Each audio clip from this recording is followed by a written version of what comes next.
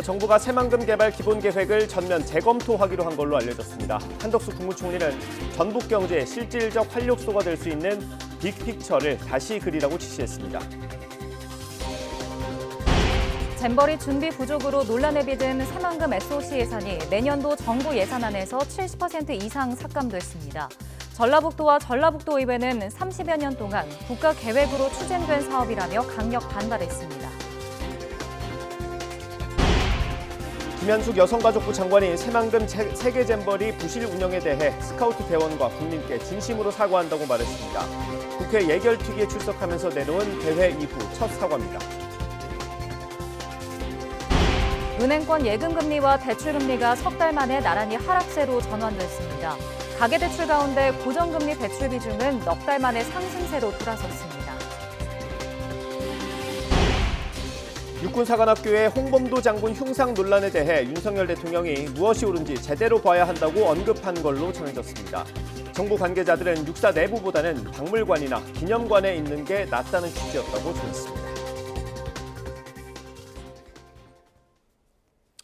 지난달 은행권의 예금 금리와 대출 금리가 석 달 만에 나란히 하락세로 전환했습니다. 금리 상승 전망 등에 따라 고정형 주택담보대출 수요가 늘면서 가계대출 가운데 고정금리 대출 비중은 넉 달 만에 상승세로 돌아섰습니다.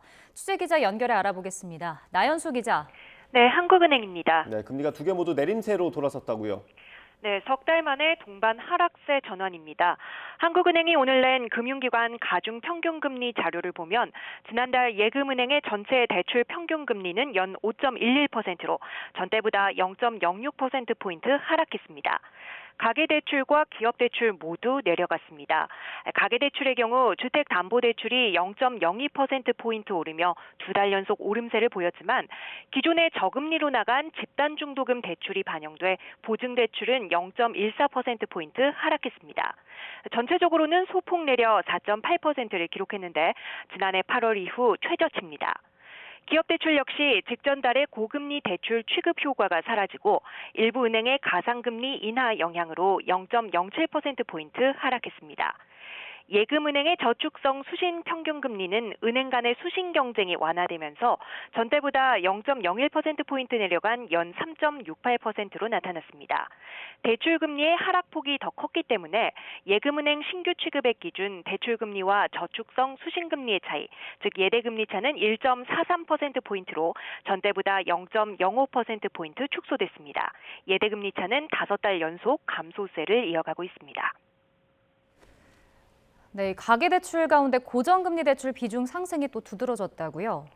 네, 신규 취급된 가계대출 가운데 고정금리 대출 비중이 전달보다 2.1%포인트 오르며 52.9%, 넉 달 만에 상승세로 돌아섰는데요. 고정형 주택담보대출 수요가 늘어난 게 주요했습니다. 최근 주택담보대출 금리 상승 국면에서도 특히 변동형 금리가 연 4.45%로 고정형의 연 4.22%보다 부담이 크고 상승폭도 컸기 때문인데요.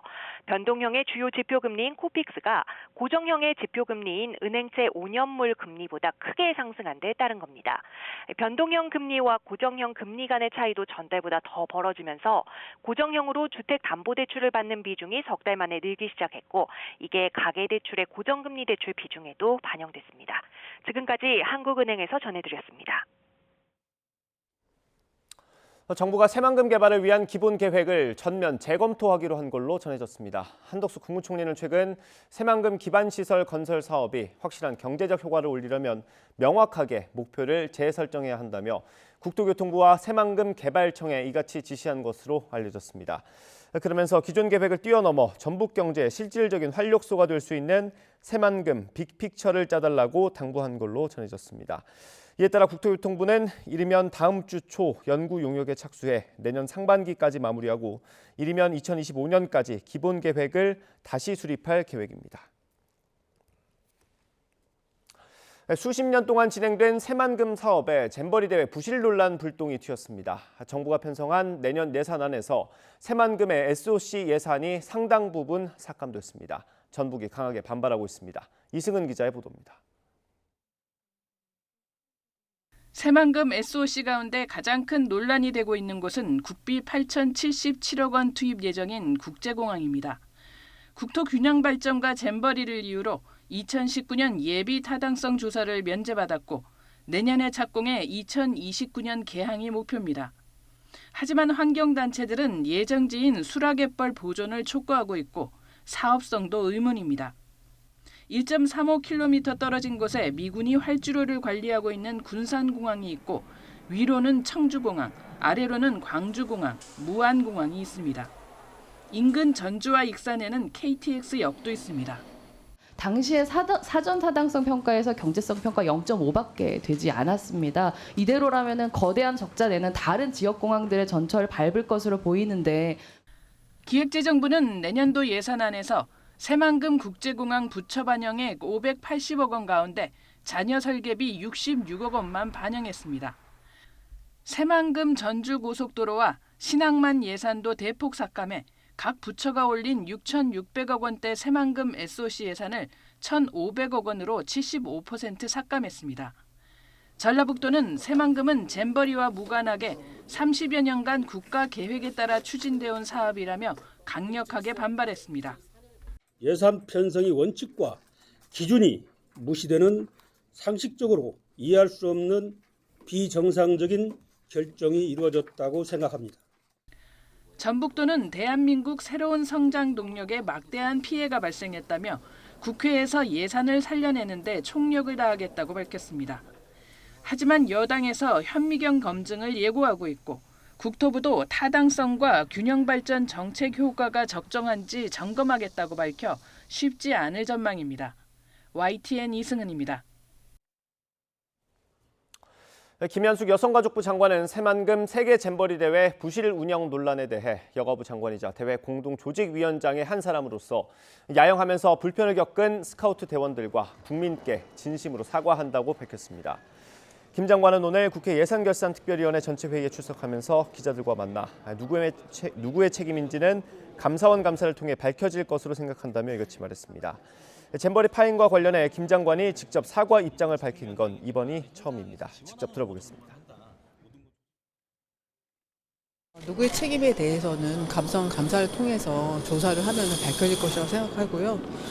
저는 여성가족부 장관으로서 그다음에 새만금 잼버리의 공동조직위원장의 한 사람으로서 야영을 하면서 불편을 겪었던 스카우트 대원들과 어떤 심려를 하셨던 국민들께 진심으로 사과의 말씀을 드리도록 하겠습니다. 지금은 누구의 책임론에 대해서 서로 미루고 그럴 건 아니고 국민들께 소상하게 내용에 대해서 사실관계를 밝혀드리고 감사원 감사를 지켜보는 것이 적절하다고 생각을 합니다. 환경부가 가습기 살균제가 폐암을 일으킨다는 상관성을 인정하고 관련 피해자를 구제할지에 대해서 다음 주에 논의하기로 했습니다. 환경부는 다음 달 5일 열릴 가습기 살균제 피해구제위원회에서 그동안 연구 결과를 종합적으로 검토해 가습기 살균제 피해자 폐암 피해를 구제할지 등을 논의할 예정이라고 밝혔습니다. 지금까지 폐암을 가습기 살균제 피해로 인정받아 구제받은 사례는 2021년 한 건 있었습니다. 다만 환경부는 이 사례는 가습기 살균제가 폐암을 유발한다는 사실이 확인돼 구제가 이루어진 것이 아니라 피해자 나이나 생활을 고려했을 때 가습기 살균제 외엔 폐암을 일으킬 요소가 전혀 없었다고 판단돼서였다고 설명했습니다. 지난해 출생아 수가 24만 9천 명으로 역대 최저를 기록한 가운데 법정 혼인 후에 출생아가 크게 늘어 1만 명에 육박하는 것으로 집계됐습니다. 통계청이 발표한 지난해 출산 통계를 보면 혼인 후에 출생아가 3.9%인 9,800명으로 한 해 전보다 1%포인트 늘었습니다. 동거와 결혼에 대한 인식이 바뀌고 경제적 이유로 혼인신고를 늦추는 경향 때문으로 보입니다. 남해상에서 북상 중인 2개의 태풍 중 11호 태풍 하이쿠이가 다음 주쯤 한반도 부근에 진출해 영향을 줄 수 있다는 전망이 나왔습니다. 또 12호 태풍도 오늘 중으로 발생할 것으로 보입니다. 취재기자 연결합니다. 김민경 기자. 네, 김민경입니다. 네, 11호 태풍 하이쿠이가 우리나라에 영향을 미칠 수도 있다고요? 네, 그렇습니다. 일부 예측 모델에서 11호 태풍 하이쿠이의 진로가 한반도 부근으로 향할 걸로 예상되면서 앞으로의 태풍 진로에 관심이 쏠리고 있습니다. 다만 현재 남해상에 3개의 태풍 소용돌이가 활동 중인 데다 서로 가까운 거리에서 상호작용을 하면서 영향을 줄 걸로 보여 향후 진로가 무척 유동적인 상태입니다. 기상청은 11호 태풍 하이쿠이가 이번 주말 중국 상하이 부근까지 북상할 걸로 예상했습니다. 이후 진로는 더 지켜봐야 한다는 입장인데요. 현재 슈퍼컴퓨터를 활용한 일부 예측 모델에서 11호 태풍 하이쿠이의 진로를 대한해협이나 서해로의 북상을 모사하고 있습니다. 9호 태풍 사올라와 11호 태풍 뒤를 따라 북상 중인 열대저압부 사이에서 상호작용이 어떻게 나타나느냐에 따라 향후 태풍의 진로가 결정될 걸로 보입니다.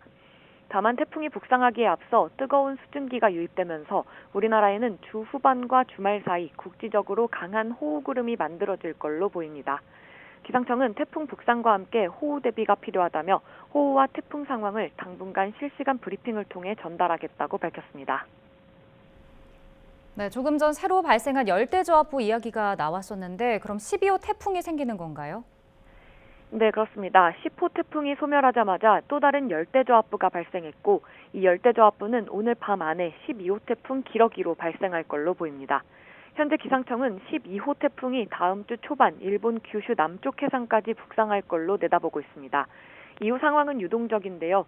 9호, 11호, 12호 태풍의 거리가 멀지 않은 상황이라 상호작용할 걸로 보이기 때문입니다. 앞으로 태풍의 이동 경로와 세기, 북태평양 고기압의 확장 정도에 따라 태풍 상황이 달라질 걸로 보입니다. 지금까지 문화생활과학부에서 YTN 김민경입니다.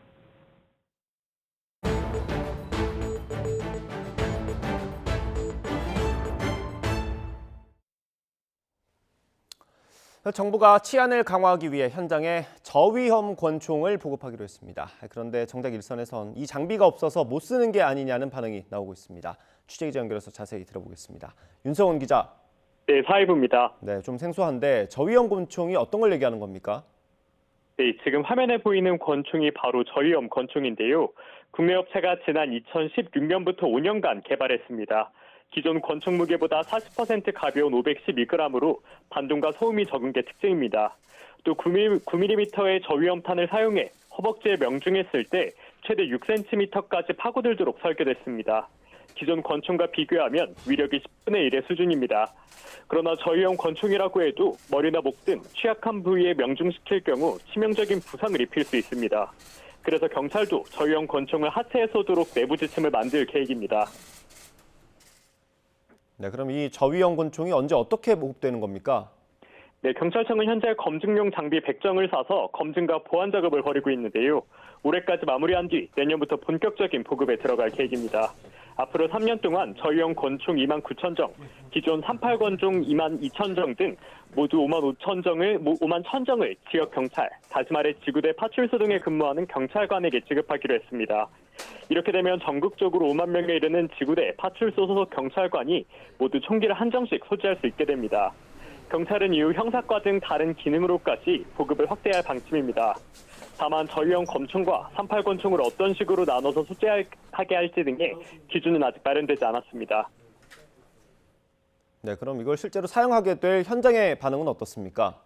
일부 경찰관들은 저위험 권총이 기존 권총보다 실효성이 클 것으로 기대하고 있습니다. 살상력이 낮고 가볍기 때문인데요. 그러나 긍정적인 반응보다는 회의적인 반응이 더 많았습니다. YTN 취재진과 통화한 기동대 소속 경장은 회의적것만 사용해도 난리가 난다며 우려했습니다. 맞은 사람이 다칠 경우 소송이 들어오고 피곤해진다는 겁니다. 형사과 소속 경위도 총기를 사용했을 때 경찰 직위를 안정적으로 보장할 제도가 마련되지 않으면 실제로 사용하지는 않을 것 같다고 예상했습니다. 이미 테이저건도 보급된 가운데 장비가 없어서 사용을 못하는 게 아니라 책임져야 하는 일이 생길까 봐 사용하지 않는다는 겁니다. 실효성을 기대하려면 장비 사용에 따른 면책 제도를 뒷받침하는 게 먼저라는 얘기입니다. 네, 그럼 외부에서는 정부 결정을 어떻게 보고 있습니까? 네, 우선 전문가들은 저위험 권총의 경우 인명을 해칠 위험이 상대적으로 적다는 데 점수를 주고 있습니다.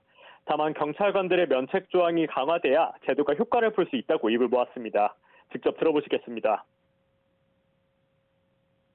사용 이후에 혹시 있을 수도 있는 여러 형태의 책임에서 국가가 상당 부분 감소를 시켜주는 현실성 있는 사용의 전제 조건도 함께 마련될 필요가 있습니다.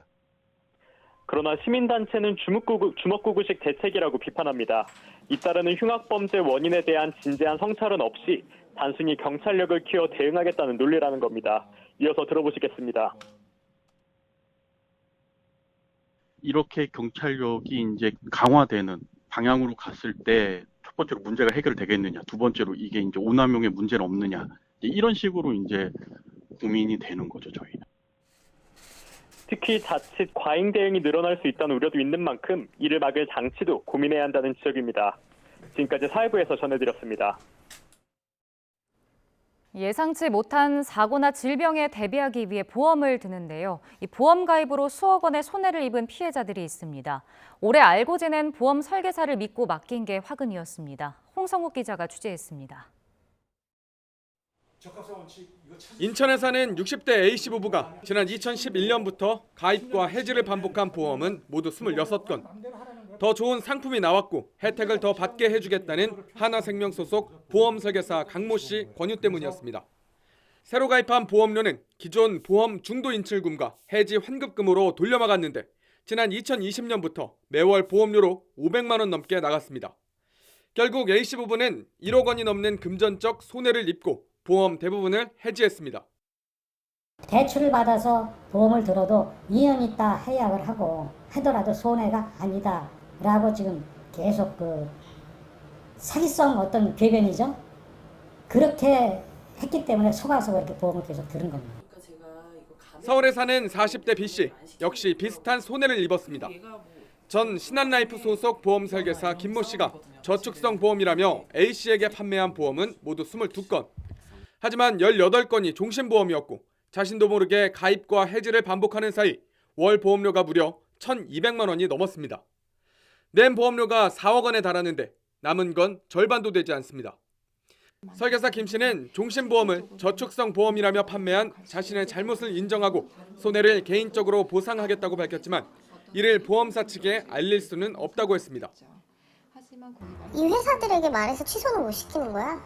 그러니까 그렇게 하면 아예 제가 이제 직업을 잃을 것 같아서 무서워서 지금 말을 못하고 있는 건데요. 피해자 모두 보험 관련 전문 지식이 없었고 10년 넘게 알고 지낸 보험 설계사를 전적으로 믿은 게 화근이었습니다. 일부 보험은 청약서를 보지도 못했고 자필 서명한 기억도 없습니다. 하지만 문제를 제기해도 한계가 있습니다. 보험 가입 때마다 보험사에서 걸려오는 전화 때문, 자필 서명을 했고 중요 내용을 설명들었다는 질문에 설계사의 요청대로 모두 예라고 대답한 게 가장 큰 실수였습니다. 이를 근거로 보험사들은 정상 계약이라며 보험 취소를 거부하고 있습니다. 저는 특별히 문제가 있다고 보이진 않습니다. 제가 더 추가로 피해를 주고있는 부분을 검토하고 있는 부분인 거고. 아는 사람 믿고 10년 넘게 쏟아부은 보험료. 혜택은 없고 수억 원 손해만 남았습니다. YTN 홍서욱입니다. 네, 피해자들은 보험 약관을 꼼꼼하게 살펴보지 않은 실수를 인정하면서도 계약에 문제가 있다고 주장합니다. 일부 보험 계약서에 대필 서명이 확인됐기 때문입니다. 금융감독원에 수차례 민원을 제기했지만 달라지는 건 없었습니다. 이어서 지환 기자가 전해드립니다. 아내가 가입한 하나생명 보험 26건 가운데 무려 9건에서 대필 서명이 의심된다고 밝힌 A씨. 문서감정원에 필적 감정을 의뢰한 결과 같은 사람 필적이 아닌 것으로 추정된다는 전문가 의견을 받았습니다. 서명이 다르게 돼 있는 보험들이 많이 있고 금감원의 민원 상담 시에도 면허권 같은 거는 적합성 원칙에 대한 설문지라든지 이런 게 가라 사인이 돼 있거나 하실 경우에는 계약이 원칙 무효가 된다는 설명을 들었기 때문에 10년 넘게 4억 원 가까운 보험료를 낸 B씨도 서명한 기억조차 없고 대필 서명이 의심되는 보험이 수두룩합니다. 이를 근거로 A씨와 B씨는 각각 하나생명과 신한라이프 측에 보험 계약 취소를 요청했습니다. 하지만 보험사는 문제가 없다는 입장.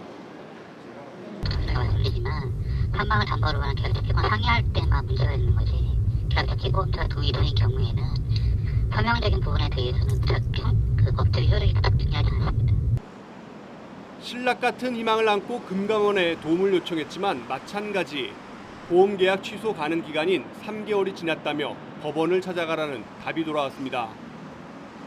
저는 금감원만큼은 믿었거든요. 하나생명이야 셀프 조사를 한다고 해서 감사한다고 하지만은 금감원마저 이거를 면죄부를 주는 이런 회신을 하나생명 훨씬 그대로예요. A씨와 B씨는 결국 보험사 측에 손해배상 청구 소송을 준비 중입니다. 보험 설계사 불법 행위도 문제지만 이를 방관한 보험사 측도 책임이 있다는 겁니다. 금융상품 판매 대리인이나 중개인이 위법 행위로 인해서 소비자한테 손해가 발생했을 때는 그 부분을 같이 손해배상을 하도록 하고 있거든요. 그렇기 때문에 그 과정에서 회사가 어떤 자기 책임이나 주의 의무를 다했다는 거를 회사 쪽에서 입증을 해야 되고, 그 부분이 부족하다면 회사도 공동 책임을 지게 될 수 있습니다. 설계사들이 상품 정보나 주의사항 등을 충분히 설명하지 않는 것을 보험 불완전 판매라고 합니다. 불완전 판매는 매년 줄고 있지만 피해 건수는 여전히 적지 않은 상황. 2017년부터 지난해까지 5년간 피해로 인정된 보험 불완전 판매는 모두 13만 8천 건입니다. YTN 지환입니다. 동의 없이 촬영된 CCTV 영상이라면 아동학대 정황이 촬영됐어도 유죄 증거로 사용할 수 없다는 법원 판단이 나왔습니다. 서울중앙지방법원은 아동학대 혐의로 기소된 산후도우미 50대 A씨에게 무죄를 선고했습니다. 재판부는 동의를 받고 CCTV를 설치했다는 산모 말과 달리 도우미 A씨는 본인이 촬영되는 줄 몰랐다고 하고, 산모가 촬영 목적과 대상, 거부할 수 있는 권리 등도 알리지 않아 위법한 증거라고 판단했습니다. 다만 제출된 영상을 모두 살펴봐도 흔들림 증후군이 발생할 정도로 심하게 흔든 것은 아니고 아이 건강에도 특별한 문제가 없는 것으로 보인다며 형사처벌 대상으로 판단하기는 어렵다고 봤습니다. 벌금 납부 대신 교도소에 보내달라며 검찰 민원실에 흉기를 들고 찾아가 난동을 부린 20대 남성이 검거된 사실이 뒤늦게 알려졌습니다. 강원 영월경찰서는 지난 6월 30일 춘천지검 영월지청에 낫을 들고 가 직원들을 위협한 25살 A씨를 특수공무집행 방해 혐의로 검거했다고 밝혔습니다. A씨는 사건 당일 마트에서 낫을 구매한 뒤 검찰 민원실에 찾아가 직원 등을 위협한 혐의를 받고 있습니다. 조사 결과 A씨는 앞서 태백경찰서 경찰관을 상대로 공무집행 방해 범죄를 저질러 법원에서 벌금 600만 원을 선고받았습니다. 이에 A씨는 벌금을 낼 돈이 없다며 검찰 민원실 직원에게 교도소에서 노역을 살게 해달라고 요구했지만 받아들여지지 않자 범행을 저지른 것으로 확인됐습니다. 지난 2021년 파묘 사건으로 마석 모란공원으로 이장된 박원순 전 서울시장의 묘지가 또 훼손돼 경찰이 수사에 나섰습니다. 이번엔 누군가가 묘비에 검은 스프레이를 뿌리고 사라졌는데 유족 측은 경찰에 엄벌해달라고 요청했습니다. 강민경 기자가 단독 보도합니다. 경기도 남양주시에 있는 마석 모란공원. 묘소 한 곳의 묘비에 검은 스프레이가 어지럽게 뿌려져 있습니다. 훼손된 묘비면에 적혀있는 이름은 박원순 전 서울시장. 지난 28일 누군가가 박 전 시장의 묘비를 훼손한 사실이 뒤늦게 확인돼 경찰이 수사에 착수했습니다. 묘비 외에 훼손된 곳은 따로 없었습니다. 공원 측은 묘지가 외진 곳에 있는 데다가 주변에 CCTV도 많지 않아 누가 이런 행동을 했는지 바로 알긴 어렵다는 입장입니다. 저녁에 와서 모르겠고 우리는 난감했어요. 박 전 시장의 묘소 훼손 사건은 이번이 처음은 아닙니다. 지난 2020년 비서 성추행 의혹으로 피소당한 뒤 극단적 선택을 한 박 전 시장은 당시 고향인 경남 창녕에 묻혔습니다. 하지만 이듬해 20대 남성이 박 전 시장의 묘소를 파헤쳐 현행범으로 체포되는 사건이 발생했고, 이후 유족은 지난 4월 이곳 마석 모란공원으로 박 전 시장의 묘소를 옮겼습니다. 민주화 인사의 성지로 불리는 모란공원은 전태일 열사와 김근태 전 의장, 박종철 열사 등이 잠들어 있는 곳이기도 합니다. 이 때문에 이장 당시 여성계 등에서는 박 전 시장 측이 성비위 문제로 훼손된 고인의 명예의 복구를 시도한다며 강하게 반발하기도 했습니다. 이런 우여곡절을 거쳐 묘지를 옮겼지만 박 전 시장의 묘소는 4개월 만에 다시 훼손된 상황. 유족들은 인간으로서 하면 안 되는 행위가 2번씩이나 벌어졌다며 가해자가 자수하지 않으면 엄히 처벌하도록 조치하겠다는 입장입니다. 경찰은 묘지를 훼손한 당사자가 특정되면 재물손괴죄 혐의로 수사할 방침입니다. 이와 별도로 박 전 시장의 성폭력 사건을 다룬 다큐멘터리 영화 상영을 둘러싼 논란은 법적 공방으로 번졌습니다. 서울시와 피해자 측은 영화가 허위 사실을 담고 있다며 상영금지 가처분 신청을 냈고, 제작 감독은 표현의 자유를 침해한다며 맞서고 있습니다. YTN 강민경입니다. 현직 경찰관이 떨어져 숨진 주상복합 아파트에서 집단 마약 투약 정황이 드러난 가운데 당시 모임 참석자가 8명 이상인 것으로 확인됐습니다. 경찰은 숨진 경찰관이 타살됐을 가능성도 열어두고 수사를 확대하고 있습니다. 보도에 권준수 기자입니다. 지난 27일 강원경찰청 소속 경찰관 30대 남성 A씨가 서울 용산구에 있는 주상복합 아파트에서 떨어져 숨졌습니다. 당시 A씨는 헬스 동호회원들과 함께였는데 이 자리엔 A씨를 포함해 8명 이상이 있었던 것으로 드러났습니다. 경찰은 사건 발생 지점을 중심으로 수사하는 과정에서 기존에 파악된 것보다 동석자가 더 있었다는 사실을 확인했습니다. 이에 따라 모임 참석자의 신원을 파악하면서 수사를 확대하고 있습니다. 경찰은 특히 이들이 같은 집에서 단체로 마약을 투약했을 가능성에 주목하고 있습니다. A씨와 함께 있었던 인물 가운데 5명이 간이시약 검사에서 이미 마약류 양성 반응을 보여 마약류 관리법 위반 혐의로 입건됐기 때문입니다. 또 A씨가 갑자기 창문을 열고 투신했다는 취지의 진술이 나오면서 A씨가 사망한 배경과 동호회의 성격을 둘러싸고 의문은 점점 커지고 있습니다. 이런 가운데 국립과학수사연구원은 1차 구조소견에서 여러 둘력에 의한 손상을 A씨의 사망 원인으로 지목했습니다.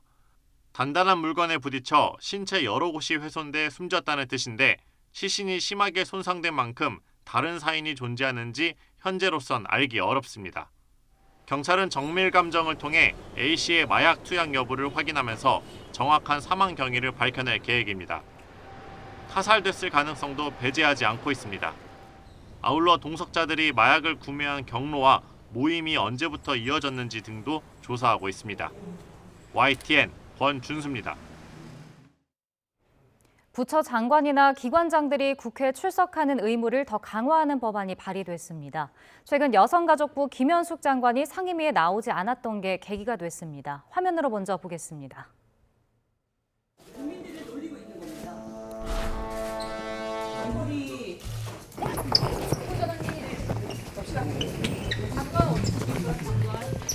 여가부 장관 어디 있습니까? 자, 장관 왜 모시러 출석하지 가죠. 않습니까? 조 위원장님 장관 모시러 가십시다. 아니. 여가비 저기 대변인님 잠깐만요.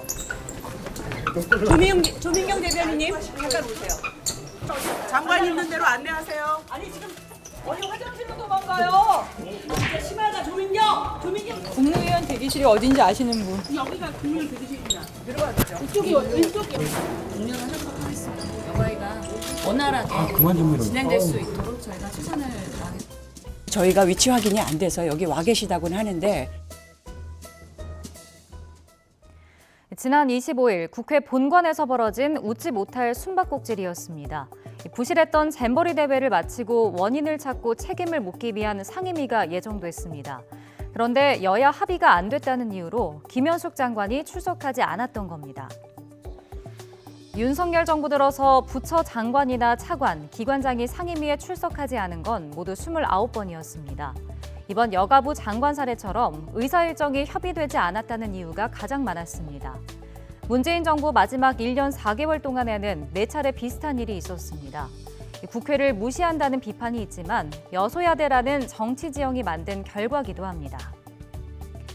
이런 가운데 부처 장관이나 기관장들의 국회 출석 의무를 강화하는 법안이 추진됩니다. 회의에 출석한 정부 관계자들이 자리를 옮길 때는 위원장의 승인을 받도록 했습니다. 벌칙 조항이 있는 게 핵심입니다. 승인 없이 자리를 옮기는 건 물론이고 무단으로 출석하지 않을 경우 처벌하는 내용이 담겼습니다. 3년 이하 징역형까지 내릴 수 있게 했습니다.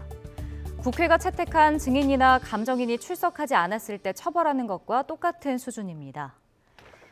비슷한 취지의 법안은 지난해 11월에도 민주당에서 발의됐습니다.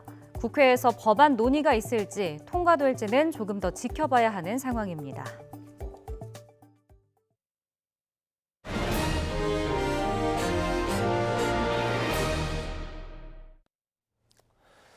일본의 원전오염수 방류로 수산물 소비 위축이 우려되자 정부가 불안감을 덜기 위해 총력을 기울이고 있습니다.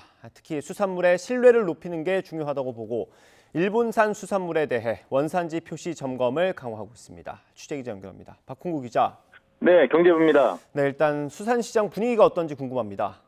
예, 제가 다녀온 곳은 서울 강서구에 있는 수협 공판장입니다. 수산물을 파는 상인들은 지난주 목요일 일본의 원전 오염수 방류 이후 매출에는 아직 큰 변화가 없다고 말했습니다.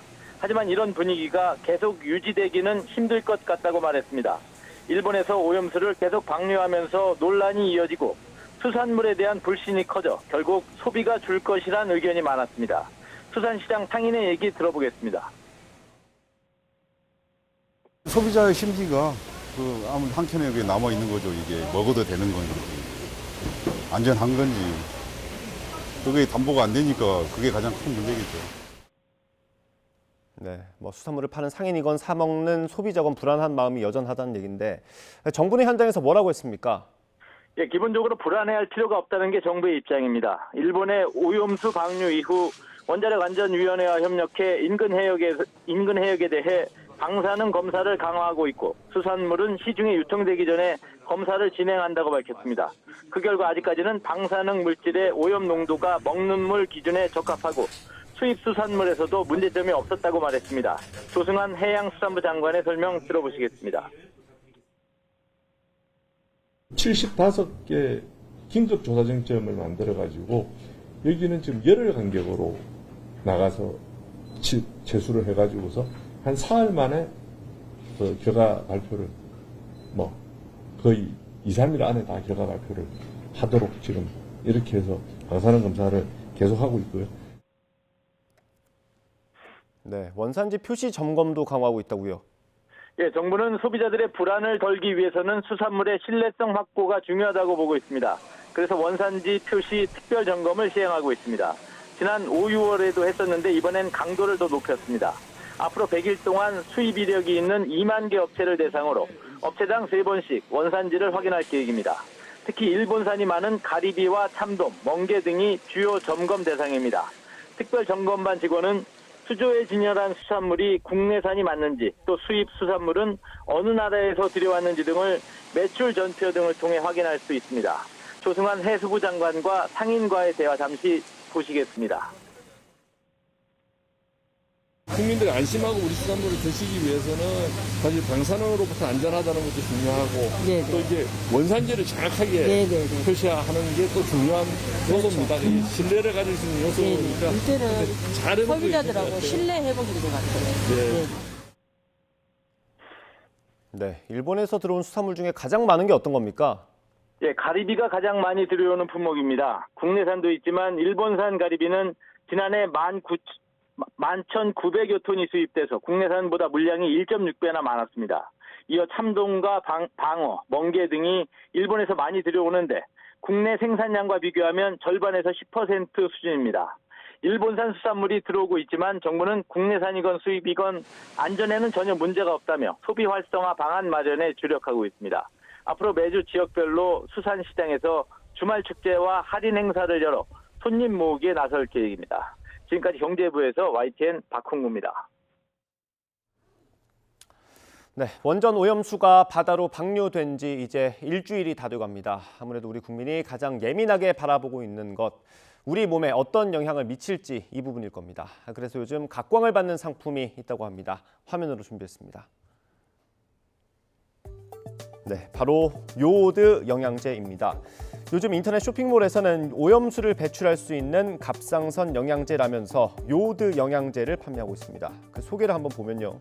방사능 오염 물질과 피폭시 발생하는 방사성 물질의 흡수를 막고 또 체외로 배출하는 데 도움을 준다 이렇게 써 있습니다. 업체들의 논리는 이렇습니다. 오염수와 함께 배출되는 물질 가운데 방사성 요오드라는 물질이 있다고 합니다. 우리가 음식을 먹으면 이 물질이 몸에 쌓이게 되겠죠. 이때 미리 요오드를 많이 먹어둔 사람이면 몸에 요오드가 충분하니까 새로 들어오는 방사성 요오드는 쌓이지 않고 배출된다는 겁니다. 업체들은 방사성 요오드가 체내 흡수되면 갑상선암의 위험이 커진다고 주장하고 있습니다. 네, 이런 업자들의 주장이 사실일까? 결론부터 말하면 아닌가 봅니다. 식약처가 제동을 걸고 나섰습니다. 식약처는 불안 심리를 이용한 허위, 과대 광고라고 명확히 못을 박았습니다. 이 방사능 마케팅 어떤 문제가 있는지, 이런 영양제가 실제로는 우리 몸에 어떤 영향을 미칠지 지금부터 전문가와 함께 알아보겠습니다. 연세대 의대 가정의학과 윤방부 명예교수님 전화로 연결돼 있습니다. 나와 계십니까? 안녕하세요. 예, 저희가 앞서 이 업체, 판매업자들의 논리를 좀 설명을 해드렸습니다. 그러니까 간단히 설명하면 요오드를 미리 먹어 놓으면 방사성 요오드는 몸에 쌓이지 않게 할 수 있다, 이런 논리인데 이게 의학적으로 일단 논리 자체가 맞긴 한 겁니까? 원래 그 요오드라는 것은 필수 우리 무기질인데 예. 이게 각광을 받는 것은 우리는 바로 목 밑에 있는 그 갑상선의 호르몬을 만들어요, 이 요오드가. 그래서 이제 각광을 받는데 이 요오드는 37개의 동위원소로 되어 있는데 예. 보통 핵분열이 되게 되면 이 요오드가 생성되죠. 그중에 이제 요오드의 종류인데 129가 이게 이제 문제가 되죠. 네. 이게 보통 그 대기나 해수에 남아 있어요. 그리고 이게 체내에 들어오면 이게 갑상선암이나 갑상선을 유발할 수 있다. 이렇게 이제 이론적으로 얘기를 하는 거죠. 예. 그러다 보니까 이걸 막아야 될 게 아니냐. 그래서 뭐냐면 우리 갑상선은 일정한 장소죠. 그 스페이스가 일정하니까 예. 거기에 미리 요오드를 채워 넣으면 그 방사성 물질이 들어오지 못하지 않을 거냐. 이런 얘기죠. 그 말은 그 나름대로 그냥 생각하면 일리는 있어요. 왜냐하면 요오드가 갑상선에 꽉 차면 방사능에서 분열된 부산물이 들어오지 않고 직접 콩팥으로 나간다, 이런 얘기가 지금 되는 거죠. 근데 문제는 예. 현재 그 방사능에서 나오는 그 요오드 소위 129가 거의 없어요. 예, 그거는 뭐 과학적으로 좀 증명이 필요한 부분이니까요. 네. 네, 그래서 일단 그런 건데 문제는 이 요오드를 우리가 마음대로 먹게 되면 네. 그러면 결국은 오히려 거꾸로 최근에 갑상선 암을 만든다는 얘기도 있고 거꾸로. 예, 또 알겠습니다. 갑상선 균형 문제를 일으킨다, 이렇게 얘기가 돼 있죠. 네. 예, 교수님. 일단 그 강론에 대해서 하나하나 질문을 드리겠습니다. 일단 요약을 하면 그 요오드라는 게 몸에 안 좋은 것도 있지만 우리 몸에 필요한 것도 있는 거고 여러 가지가 있는 거죠. 네, 안 좋다보다 많이 먹으면 안 좋죠. 예, 그렇습니다. 네. 알겠습니다. 그리고 우리 몸이 저장할 수 있는 요오드가 한정돼 있는 것이고요. 그렇죠. 대개 예. 우리 몸에는 15 내지 20mg 있다 그러는데 예. 그중에 70-80%가 갑상선에 있어요. 네. 아, 네. 알겠습니다. 그러면 방사성 요오드가 우리 몸에 쌓이면 암이 발병할 확률이 높아지는 건 맞습니까? 그 말은 맞습니다. 근데 근데 문제는 갑상선 암이라는 게 여러 가지 요인으로 생기거든요. 예. 물론 이제 갑상선 방사능 물질이 나와서 그 갑상선에 들어왔다. 그렇게 되면 그 129가 들어온 경우는 이건 문제가 되겠지만 거의 예. 129는 없고 130일이라는 게 있어요. 예. 이거는 그냥 대개 반감기가 8일이에요. 8일 지나면 나가버리니까 문제가 될 게 없죠. 예. 그러면 몸에 이상을 일으킬 정도의 방사성 요오드 양은 얼마나 되는 겁니까? 보통 우리가 2mg 매일 먹는 게 우리가 보통 1.5부터 2를 권하는데 2mg 이상 먹게 되면 갑상선에 영향을 미친다, 이렇게 돼 있죠. 예. 그러니까 2mg 이상 먹게 되면 결국 갑상선을 더 기능을 높이고 그 여러 증상 또 암도 좀 만들 수 있다, 이렇게 얘기가 되니까 예. 2mg 이상 먹는 거는 좀 위험하죠. 예. 네. 이게 또 어쨌든 하나는 네. 말씀하십시오. 또 하나는 우린 지금 이런 걸 안 먹어도 우리가 음식으로 충분히 요오드를 섭취하고 있거든요. 예. 뭐 해조류, 다시마, 김, 파래, 또 유제품, 해산물, 달걀, 여기에 아주 자두, 무궁무진하게 요오드가 들어 있어요. 그게 따로 먹을 필요가 전혀 없다, 이렇게 해도 과언이 아니죠. 그러나 예. 꼭 필요한 사람이 있다면 그건 의사의 지시가 있으면 가능할지 모르죠. 예, 알겠습니다. 뭐 식약처가 자료를 낼 정도면 이걸 찾는 사람들이 많거나 혹은 이 광고가 굉장히 많아졌다는 의미일 텐데 이 요오드 영양제 혹은 요오드가 들어간 음식을 많이 먹으면 어떤 부작용들이 생길 수 있습니까?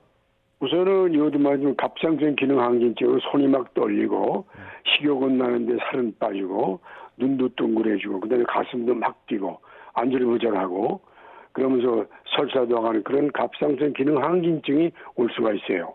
예. 또 거꾸로 거꾸로 뒤집어서 갑상선 기능 저하증도 올 수가 있어요. 물론 요도 부족과 관련이 없습니다만 거꾸로 올 수도 있고 또 이게 최근에는 레포트가 이걸 많이 먹게 되면 오히려 암을 만들 수 있다 이렇게 우리가 얘기하고 있죠.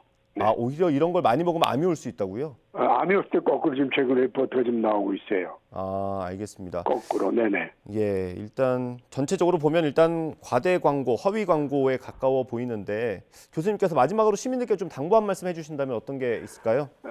저는 의사로서 말씀드리는 건 뭐든지 골고루 그 영양 섭취하는 것은 우리 몸은 충분합니다. 특별히 건강 보조제는 특별한 경우는 제외하고는 필요 없으니까 평소에 골고루 잘 먹는 그런 습관으로 우리 몸의 건강을 유지하는 게 충분하다. 이렇게 저는 얘기하고 싶습니다. 예, 알겠습니다. 교수님 오늘 말씀 여기까지 듣겠습니다. 연세대의대 가정의학과 명예교수 윤방부 교수님이었습니다. 감사합니다. 감사합니다. 네, 다음 소식입니다. 한미일 정상회의 성과를 논의하는 미국의 싱크탱크 대담에서 세 나라 당국자들은 일본 오염수 방류에 대해서도 한마디씩 했습니다. 백악관 참모는 바이든 대통령이 기시다 총리에게 계속 지지하겠다는 뜻을 밝혔다고 전했고 한국과 일본 주미대사는 중국 반발에 대해서 다소 엇갈린 분석을 내놨습니다. 주요 발언 정리했습니다. He basically said, look, I know you're going to be facing some difficult times with respect to Fukushima. And I want you to know that the United States is going to be with you and we're going to support you even though you're going to face disinformation and challenges. They have instigated a very blistering attack against action which we think is not based on science. We have seen some negative reaction by Chinese government. But to me, their reaction is more rhetorical than substantive. So my personal feeling is their reaction is quite reserved. 한미일 정상회의를 비난하며 새 정상을 깡패 우두머리라고 칭한 북한 김정은 국무위원장 발언에 대해 주미대사가 북한 도발은 삼국 협력을 강화시킬 뿐이라고 맞받았습니다. 백악관은 김정은의 막말과 관련해 북한과 대화의 문은 열려 있다는 점을 거듭 강조했습니다. 워싱턴에서 권준기 특파원입니다. 캠프 데이비드 한미일 정상회의에 배석했던 백악관 국가안보회의 조정관과 한일 주미대사가 모인 싱크탱크 대담. 커트 캠벨 조정관은 과거 미국이 주도했던 한미일 관계가 이번 정상회의에서는 보다 동등한 위치라는 걸 확인했다고 말했습니다. The leader of progress was not necessarily the United States. It was Japan or South Korea, given on specific matters, on technology, on Ukraine. 북한 김정은 위원장이 한미일 정상을 깡패 우두머리라고 비난한 데 대해 조현동 주미대사는 북한 도발은 삼국 공조만 강화시킬 뿐이라는 윤석열 대통령 발언을 전했습니다. The continued provocation and the continued violation of multiple UN Security Council resolution by North Korea will only strengthen the trilateral security cooperation among the three countries. 백악관 브리핑에서 대변인은 김정은의 막말을 들었다면서도 즉답은 피했습니다. 다만 북한과 외교적 해법을 추구한다는 기존 입장을 재확인했습니다. The lines of communication with the DPRK remains open. That is something that we are certainly open and willing to have. I just don't have anything to say specifically about those comments. 지난주 위성 발사를 실패한 북한이 자신들의 기술을 감추기 위해 일부러 위성을 자폭시켰다는 주장에 대해 미 국방부는 면밀히 모니터링했지만 확인된 건 없다고 말했습니다. 백악관은 북한이 대화 신호를 보내는 차원에서 도발했던 과거와 달리 지금은 군사력 현대화에만 집중하는 도발이라며 매우 우려된다고 밝혔습니다. 워싱턴에서 YTN 권윤기입니다. 지난 3월 국제형사재판소의 체포영장이 발부된 이후 러시아를 떠나지 않고 있는 푸틴 대통령의 첫 해외 방문지가 중국이 될 가능성이 높아졌습니다. 러시아는 푸틴 러시아 대통령이 오는 10월 중국을 방문할 예정이라고 밝혔습니다. 보도에 김진호 기자입니다. 러시아와 중국이 최고위급을 포함한 각급 양자 접촉을 준비하고 있다고 크렘린궁이 밝혔습니다.